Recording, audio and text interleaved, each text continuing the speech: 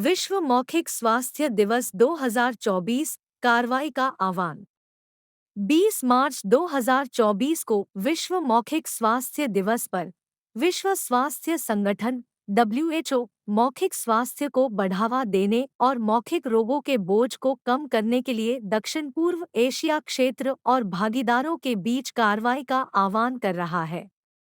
मौखिक रोग दुनिया भर में सबसे आम गैरसंचारी रोगों में से हैं। 2019 में वैश्विक स्तर पर मौखिक रोगों और संबंधित स्थितियों के अनुमानित 3.5 बिलियन मामले थे। चौंकाने वाली बात यह है कि 1990 और 2019 के बीच अनुमानित मामलों की संख्या में 1 बिलियन से अधिक की वृद्धि हुई। 50% की वृद्धि।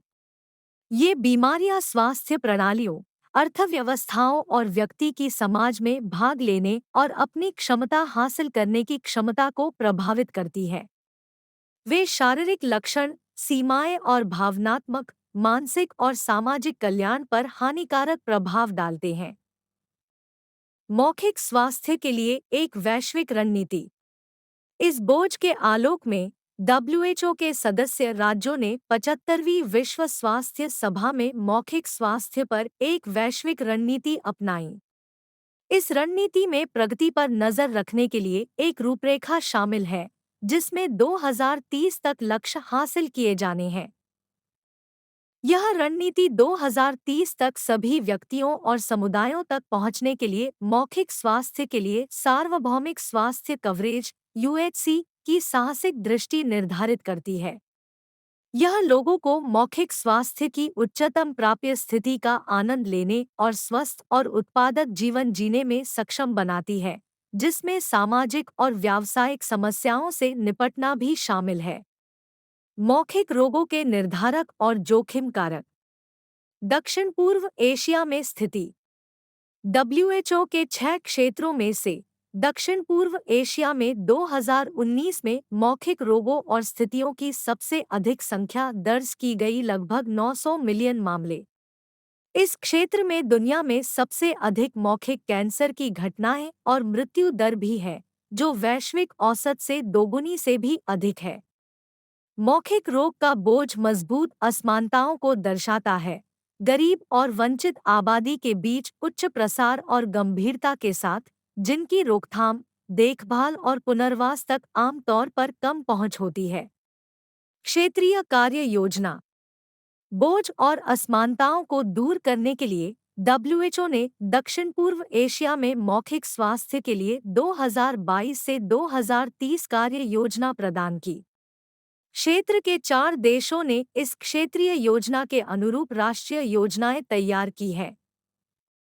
देशों द्वारा अपनाई गई प्रमुख कार्रवाइयों में शामिल है: प्राथमिक स्वास्थ्य देखभाल सेटिंग्स में प्रदान की जाने वाली आवश्यक मौखिक स्वास्थ्य सेवाओं का विकास करना, कमी को दूर करने के लिए सार्वजनिक और निजी प्रदाताओं के साथ नवीन कार्यबल मॉडल डिजाइन करना, जीवन भर मौखिक स्वच्छता प्रथाओं को स्थापित करने के लिए स्कूलों, कार्यस्थलों और समुदायों में मौखिक स्वास्थ्य संवर्धन का विस्तार करना, क्षमता निर्माण में सहयोग। मिनामाटा कन्वेंशन के तहत मौखिक स्वास्थ्य अपशिष्ट के पर्यावरणीय रूप से सुदृढ़ प्रबंधन में क्षमता निर्माण के लिए थाईलैंड विश्व स्तर पर चुने गए 3 देशों में से एक है। WHO आवश्यक मौखिक स्वास्थ्य सेवाओं पर स्वास्थ्य पेशेवरों की क्षमता के निर्माण में देशों का समर्थन करने के लिए ओपन WHO पर ऑनलाइन पाठ्यक्रमों की एक श्रृंखला भी शुरू कर रहा है। जोखिम कारकों को संबोधित करना। मौखिक रोगों, जो गैर संचारी रोगों में आम हैं, के जोखिम कारकों के बोझ को कम करने के लिए हस्तक्षेप क्षेत्र में प्राथमिकताएं बनी हुई है। इन जोखिम कारकों में तंबाकू का उपयोग, हानिकारक शराब का उपयोग और उच्च चीनी वाले आहार शामिल है। सभी सदस्य राज्य तंबाकू नियंत्रण पर WHO फ्रेमवर्क कन्वेंशन और WHO एम्पावर पैकेज को लागू कर रहे हैं। WHO द्वारा अपनी तरह का पहला क्विट टोबैको ऐप सभी प्रकार के तंबाकू को लक्षित करता है और उपयोगकर्ताओं को इसे छोड़ने में मदद करता है। 5 देशों ने चीनी मीठे पेय पदार्थों पर कर लागू किया है। कार्रवाई के लिए आह्वान।